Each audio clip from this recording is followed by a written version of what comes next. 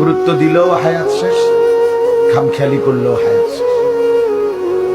কাজে লাগাইলেও জিন্দিগি শেষ, কাজে না লাগাইলেও জীবন শেষ। বাসর রাতও ভোর হয়, জেলখানার রাতও ভোর হয়। কষ্ট আর মুসিবতের রাতও শেষ হয়, আনন্দ আর ফুর্তির রাতও শেষ হয়। এবং জীবনটা আমাদের ওয়ান ওয়ে, একমুখী রাস্তা, যেটা কেবল সামনের দিকেই যেতে হয়, ওই বরাবর, আর পিছন দিকে আসা যায়।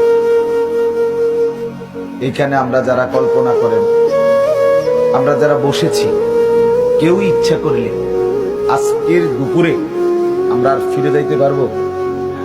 কোনো সুযোগ, কোনো যোগ্যতায়।